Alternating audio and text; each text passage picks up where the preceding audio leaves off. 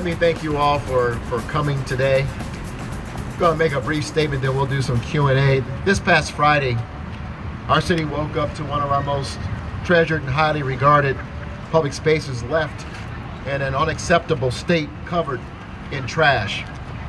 Seeing our Civic Center Park in the state was, for many of us who live in the city, including myself, deeply disappointing and discouraging.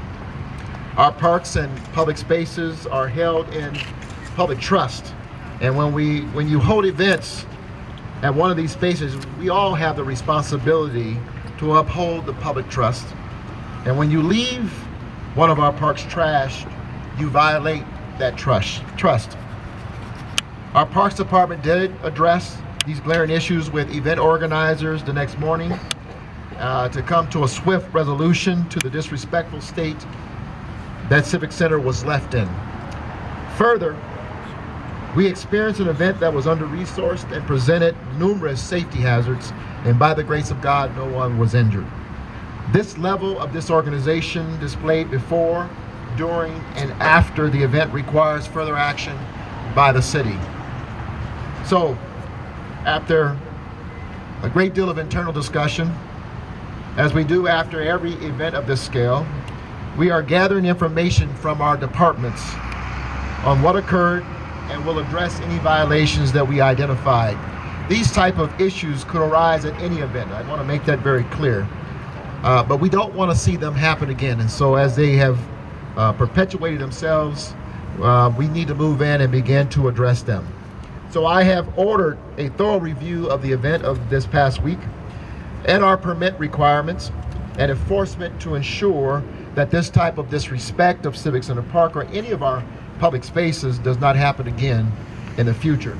And that event staff, event goers, and public safety and security is properly maintained. Our parks are here for everyone to enjoy. People coming together for whatever reason to celebrate or advocate is one of their intended purposes, and we want folks to enjoy them. But what we saw here at Civic Center Park last week was unacceptable, and changes have to be made to ensure responsible, safe events in our city. I'm gonna stop there, and we're gonna take some questions if you have them. Yes, Mayor, Dave? you know, you believe in free speech, and everyone here does, but the F-bombs that were started about 10 o'clock, and they continued till 5:30. We had tourists stopping us, asking us. You could hear it inside the state capitol. Why was that being allowed in our city center in this beautiful park in the city of Denver? You know, obviously we can't predict in terms of the entertainment. It's not our selection of the city, but it's one of the things we'll look at. You know, the sound in the middle of the day, in the middle of a work day, the disruption that occurs. We'll look at all of our permitting requirements and look at the opportunities for us to curtail, you know, all the disruption that occurred. I have already received 1 or 2 emails from city employees asking why this was allowed in the middle of the day, and it's one of the things we have to look at. But you know, as well as the language, when you have children and people who are traversing, tourists or whatever, it's one of the things that we have to look at. How much did it cost to clean up, and who's paying for that? The event organizers are responsible for the cleanup of the park. And how much did it cost? I can't, you have to ask the event organizers. Mayor, should the city, given what we saw this week, still be in the business of sanctioning, really, frankly, illegal activity in the middle of a city property? It's a great question. One of the things that we're going to look at is, and I think we'll weigh heavily in this, is one, the requirements that we have in the city, our laws. Obviously, safety is very important, but also how event organizers monitor and really manage the violations or, you know, let's say complying with the laws of the city and county of Denver. Now, this event has gone on for several years now, and we're beginning to see it grow bigger, but we also continue to see the perpetuation of the violation of the laws of public consumption. It's one of the things we'll take a look at. So you said it was under-resourced, that nobody was hurt. What are we talking about here? What are you referring to? I'm going to ask Katie Stracina to come up, and maybe she has a thought on that. Can you repeat the question? Yeah, the mayor said it was the event itself was under-resourced, that it was a shock to him that nobody was hurt. Can you guys elaborate on what do you guys mean by that? So from an event planning standpoint, when you have an event of that size and scope, there's certain things that event planners will have that we didn't recognize that they had, such as a trash management component, a vendor management, just having a lot more oversight on the individual elements of each event, of each component of the event. I want Chief White to make a comment or respond to that as well, because I think some of the reasons that really prompted me to call for a deeper dive on this was some of the security violations that occurred. So have Chief White respond. A part of the planning process, and it goes through several agencies, and as it relates to the police department, our primary concern is security. And I would tell you, as it relates to this past event, from our perspective, there wasn't enough security. Security was compromised. As a matter of fact, as you probably well know, they kind of bum rushed a couple of fences, and so individuals got in there without being adequately searched. That could have resulted in a serious problem.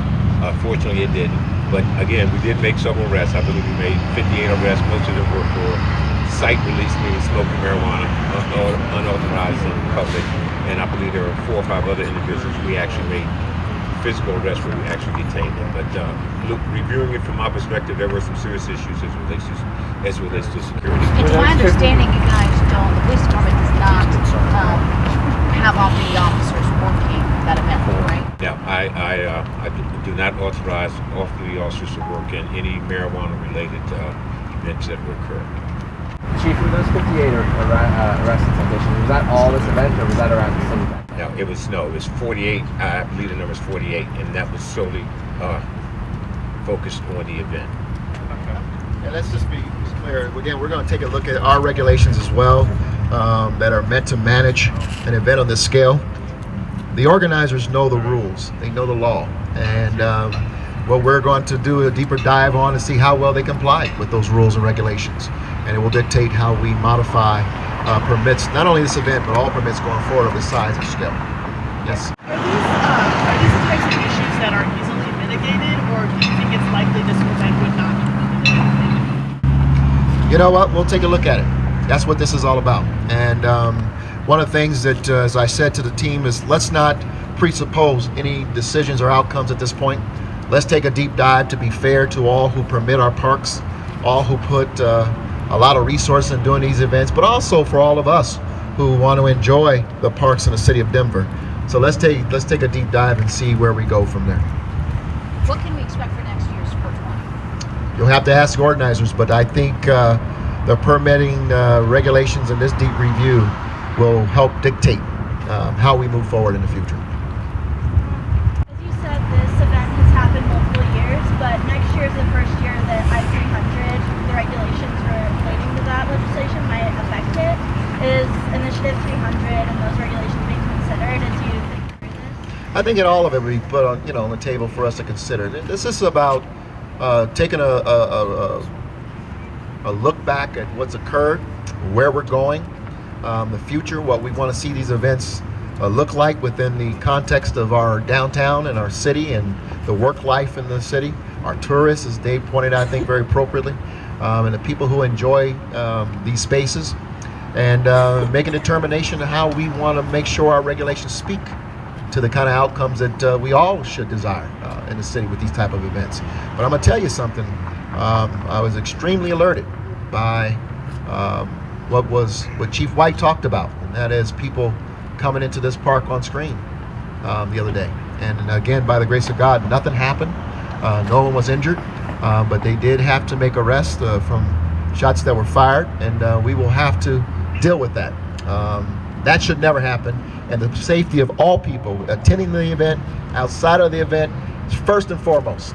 And when those sort of things happen, we have to have a zero tolerance for it, and we have to speak to it and deal with it effectively. Anything else? Well, one of the organizers told me, well, we finally convinced the city to allow us to have it on the date instead of a weekend, because then now it's only a one-day event instead of a whole weekend. Are there any thoughts on that? I mean, this thing did not go the way. Well, I think that's what we're hearing, Dave, from some of the business people in town, as well as city employees. Like I said, I just literally was going through emails from the weekend and had city employees saying this was disruptive.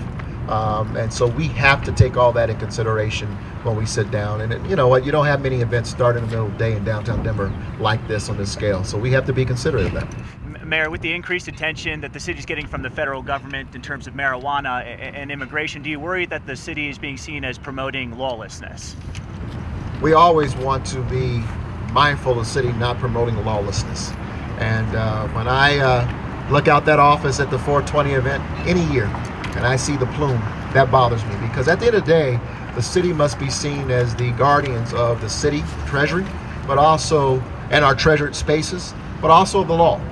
And we don't want to put our officers in an unsafe situation. We don't want to put citizens who are not necessarily attending the event in an unsafe event, or innocent bystanders who are attending the event in an unsafe situation. So we have to balance that and measure that. But you also don't want to have people willfully disregarding the law. Otherwise, why do you have the law? And my last thought is, like, how will this review go? I mean, what's the process here in terms of determining what next year looks like? Very good question. I think, first and foremost, Katie Stracina, who is our Executive Director of Special Events, will be the convening body and authority. I've asked her to convene all the departments who have anything associated with this event to look back on how every one of their policies were followed, what steps we took into place, what did we see on the day of the event that causes us concern and should be reviewed. And from there, they'll bring forward recommendations to me in terms of next steps for the city. And those could include anything from changes in our permitting policies and some of the maybe proposals city council in terms of ordinances. It could also include penalties to the organizers of this event for violations. So I said it's on the table, but I want a thorough review of this event and how we make sure that this event, in the event if it goes forward, is managed going forward, but also how it impacts all other events going forward. Okay? Did you get ticketed for this mess a couple days ago? Happy Hands. Happy Haynes, Executive Director of Denver Parks and Recreation. So we're examining all of the information under the parks permit, including any of the violations of the event itself, and we have a new set of event rules that apply to all, and we think there are a number of instances where there were violations under that, and there will be consequences if we determine there were violations. One more question, guys. Mayor, the council is set to vote tonight on new store hours till 10 p.m. for stores. What's your thought on that legislation? I think it's a good piece of legislation. So you had asked about I had mentioned the arrest, and let me kind of clarify that. There was 48 actions. Many of them were site release for smoking marijuana. As you all know, that's not a criminal offense. That's a civil offense. So with that number 48 included the majority of them actually being site release, which are actually civil violations, not physical arrest violations. I just want to make sure I clarify that for you. Okay, we put, John, let me just very, it's a good piece of legislation in that it's a good compromise, I think, from community concerns as well as the industry. And I think aligns the industry with more of the surrounding jurisdictions and what the businesses want to have to be available for their customers. So in closing, let me just say this very clearly. This is a review of our permitting regulations and, of course, of the event that occurred this past weekend. The ideal is, number one, address safety first, and two, disruption of our daily operations as a city. And thirdly, and almost as importantly, to make sure that we are good stewards of the asset that we have, the assets that we have. Any event that's occurring in any of our parks, we have a responsibility to make sure that we don't leave them trashed, that they are safe, and that the moment that the event ends, that it is as quickly as possible restored back to the condition in which you found it. And that should be something that every one of us should expect for any event that comes into our city in any of our parks. And so this deep dive is about how we impact those events occurring in the city of Denver going forward. And we'll start with this event because it was the most recent, and we saw some issues that, quite frankly, are unacceptable and cause us a great deal of concern. So we're going to get this done as quickly as possible, and hopefully very soon bring forward new strategies to make sure we don't ever have this happen in the city and county of Denver again. Thank you all for being here. We'll see you later.